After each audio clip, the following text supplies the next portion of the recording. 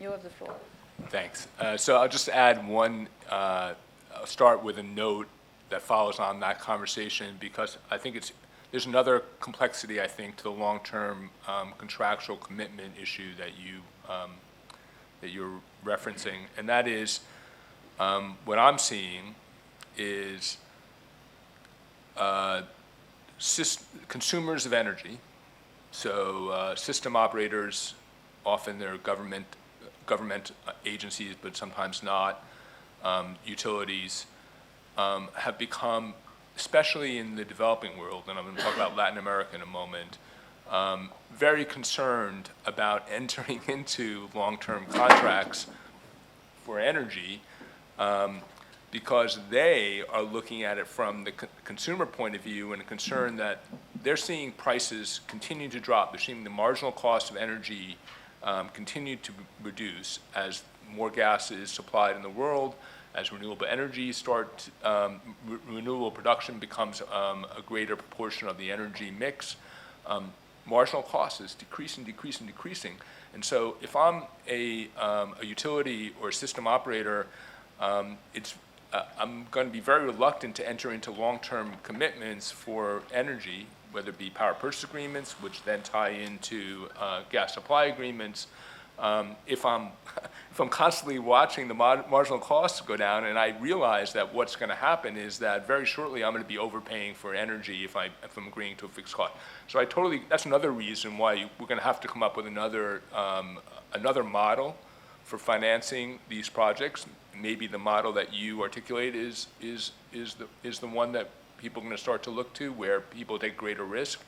Maybe it means that governments need to play a bigger role in the financing of the energy upgrade of the system, because I'm not sure they're the ones who have the long-term incentive to ensure that there is a transition to renewable energy commitment regionally and otherwise. Except that they are doing, the government, exactly the contrary. Exactly. You're totally Today, right. when the bank is supposed to finance an oil and gas project, they are blacklisted and say, oh, look at these ugly people, they are financing a climate bomb. Yes. So it's unacceptable. Yes. And today, SocGen, BNP Paribas, which were at the head of the project finance in oil and gas, they do not finance Don't do anymore. it at all. Yeah, exactly. So it's a real issue. It's a real issue. Let me turn to just a lot of the things that have been said are things that I think are relevant to Latin America generally, but I'm going to cover a couple of issues that I think are, that the region's facing that are relevant to this group. One is LNG is not an economical solution from a consumer's point of view in Latin America. So LNG is not going to be a solution to the Dominican Republic's ability to transition to cleaner energy away from coal. You're going to need to find other solutions for that group. And then within the rest of the region, it's really a pipeline-based transportation approach to gas. And so that's where natural gas is going to be spread throughout the region. As a general matter, you're not going to see LNG, for the most part, being transported from Peru to some other place in the region. It's just not going to be economical.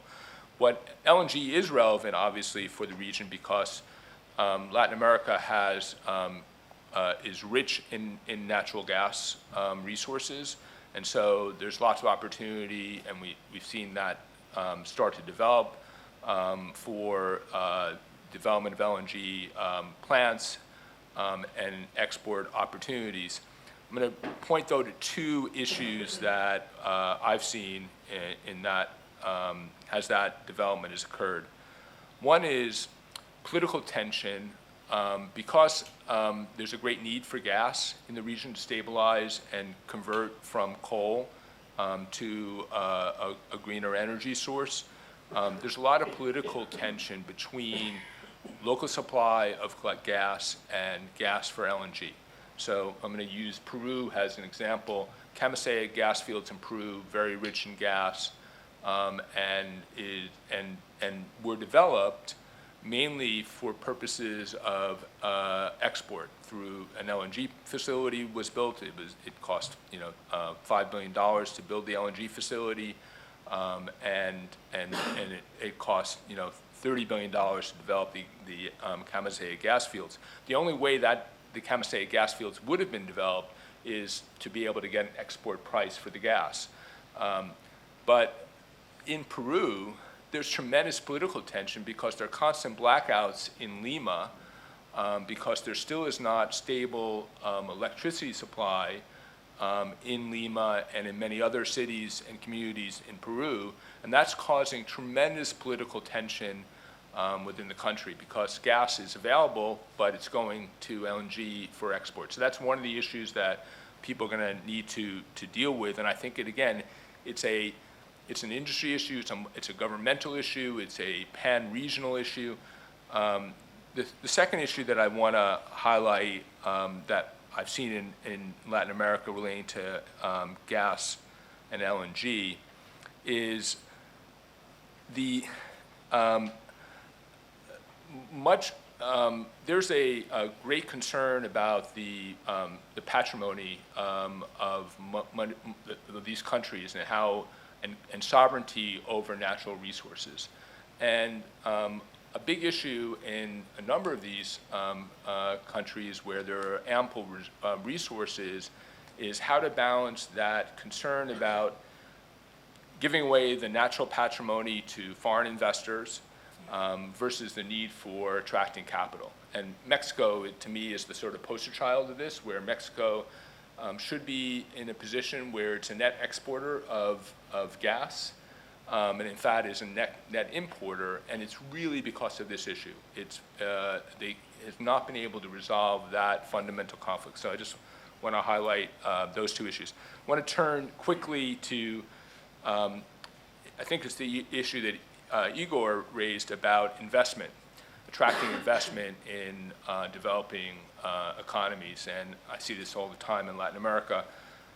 Latin America is, I think, facing a crisis in terms of an investment deficit in the energy transition, and there are a couple of reasons for that.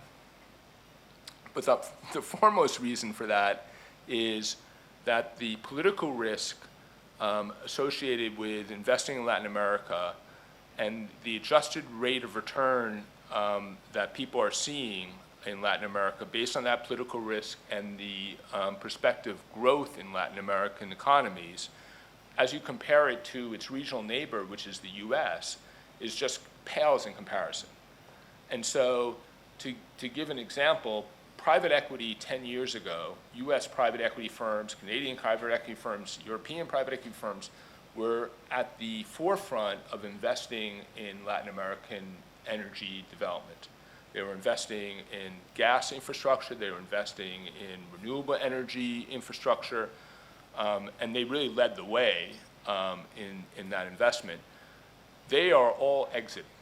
The trend now is those groups are all exiting from their Latin American investments in large part because they realize that the political instability means that they can't control their own exit horizon. It's too unpredictable. And so they've exited and they're redeploying their capital to the US where the risk-adjusted rate of return is much higher. So this to me is a fundamental problem. It's not just for Latin America, obviously, as we heard, but it is a fundamental problem for Latin America is how it's going to address this capital deficit that is the result of the combination of infrastructure instability and comparative growth to other opportunities. Thank you. Thank you very much, Ifri. Sir. Thank you. So Jeremy Fain again from BWI, yet again. So my question is the following. We have not, as of now, heard two words in this discussion, and these two words are hydropower and nuclear. Whilst hydropower is still the #1 renewable energy globally, even though it's going to be overtaken by solar someday soon, and nuclear is not a perfect energy source, obviously, but it's still zero carbon. Why so? Hydropower has a lot of untapped development potential in Africa, mostly South Asia, South America, Southeast Asia. And it helps system balancing. One topic we've covered with intermittency, and nuclear provides huge capacities that are absolutely necessary for fast-growing demographies, so big cities. So what is, I mean, is there a reason these words have not been pronounced? And how do you envision these two energy sources as being part of the mix fast forward in 2050, for example? Thank you very much. I don't know, I don't have anything to say about nuclear, but I do have something to say about hydropower as it relates to Latin America, which is, it was an important opportunity and investment focus, I would say, 10 to 20 years ago. And there are two issues with hydropower that have stalled further development of hydropower plants in Latin America. The first issue is instability resulting from climate change, because you have much greater uncertainty about the availability as a result of droughts increasing and things like that. So that's one issue that people have scared people in. For example, in Brazil, that was the case, especially in Brazil. Brazil is one of the primary. Yeah. And the second thing, and it also relates to Brazil, is the increased local opposition on environmental and social impact of hydropower projects is substantial. It is at the level, that kind of opposition is at the level of carbon-based projects. It is almost impossible in Brazil, in Chile, in just about any other jurisdiction to get permitting today for hydropower projects because of the community opposition to hydropower, because there's a substantial impact on communities. You basically have to, in order to build a hydropower project, you have to reroute rivers and create dams that completely change the geographic space, and so you've got to totally displace communities. And this is for dams, but not for runoff river hydropower. That's true. That's true. But runoff river. Yeah, but runoff river has its own impact on communities because it has overflow, and you still have to protect communities, and as a result, they create buffers. Nicolas. And just on runoff river, I think the potential on runoff river is generally fairly well exploited, just because if it's easy to do, then you do it. The real issue with the power and the ability to modulate comes with dams. Even if you're not creating a big reservoir, actually it is the case for Canabrava in Brazil, it is the case for Giao, etc. And all of these projects have been taken out of NG's green bond, all of them. Yes, please, Madame. Yeah. Thank you. Just to pick up on the second part of your question, I don't have the answer, but I think it's worth highlighting the importance of the question of nuclear, because if you look at the press recently, the data centers, AI systems are requiring huge amounts of energy, and several companies recently have announced plans to turn to nuclear. I think Google and AWS are looking at doing these small-scale nuclear types of energy sources that, when I've talked to some people at the companies, it's going to take several years to develop. Microsoft reportedly is looking at bringing back 3 Mile Island. So I think as we start to look at energy sources, there are definitely people in the ecosystem who are looking at nuclear, and to at least keep it as an open question on the table. Sure. I think we have a specialist, yes, in the room of nuclear. Please, you have the floor. I don't. Yeah, thank you very much. So I fully agree on the fact that there is a lot of development right now regarding new nuclear reactors, small-scale reactors, that can be very useful in terms of replacing some fossil plants, power plants, for dedicated usage. But it's still under development, and it will require some, let's say, at least 1 decade in order to be ready for operation. But it can be a real game changer regarding some type of applications. Sir, and then you, please. Yes, thank you. Thank you so much. So I'm a nuclear operator myself. Could you please a little bit louder? Okay. So my name is Octavian Roșcanastase. I'm working for a nuclear power utility in Romania, the only nuclear power utility in Romania. What I can tell you is that base load is very important in all energy systems, whatever we discuss about them. In Romania, we understood that the base load is critical for the energy security of the country, and the nuclear is providing for that. Now we have a mix of energy, that's true. Hydro amounts, it's the first actually after nuclear. But what I wanted to say is that in the discussion with the renewables, for example, I think nuclear can be very good for the intermittency of renewables and also complementary. I just wanted to say that we have an SMR project which is very good for data centers and useful for decarbonizing hard-to-abate industries. We actually are building this SMR, it's a new-scale technology, on a former coal power plant.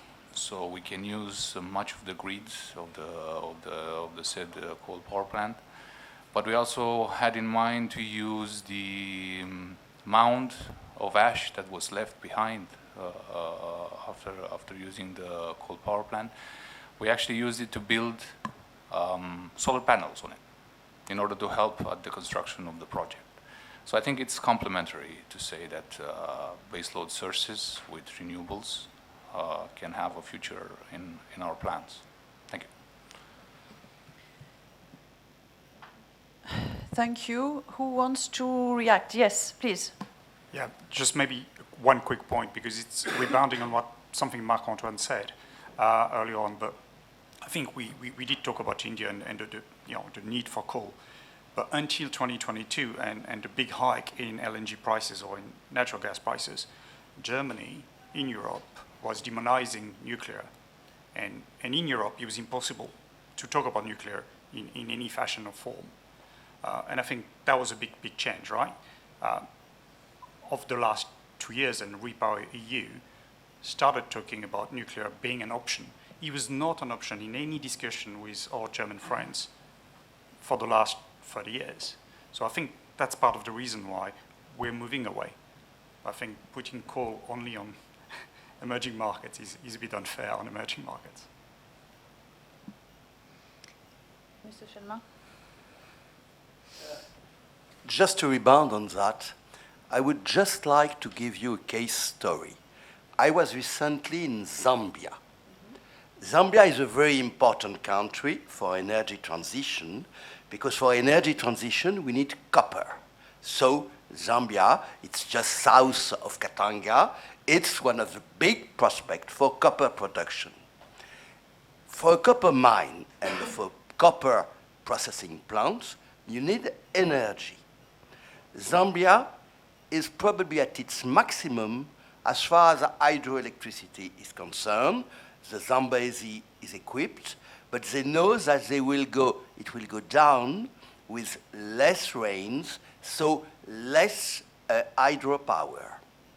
In Zambia, there are coal mines. And the problem is, as Jean Abiteboul said, nobody wants to finance a coal mine, even if it is to produce power in order to produce copper, which we need for energy transition. Search the solution. Yeah. Jeffrey, you want to add something? Please, your microphone. No, I don't think I have anything to add to that discussion. I think it's very good. I just want to ask you a question. I just read recently that in Colombia they found huge reserve of gas, and apparently they want to keep this reserve for their own purpose in the country, not to export it. Is it true, or what? Yeah, that's what I've heard as well. I mean, it's the same political dynamic that I was referring to before. Absolutely. Yeah. So it's a game changer that if you found now new resources, you want to keep for your own I think consumption? the problem is, I mean, Colombia is in a good position where they're a net exporter of gas, but they understand also that their future growth will depend upon the availability of gas domestically, and so I think that's the issue. I'm interested to hear about the Argentine response to this problem.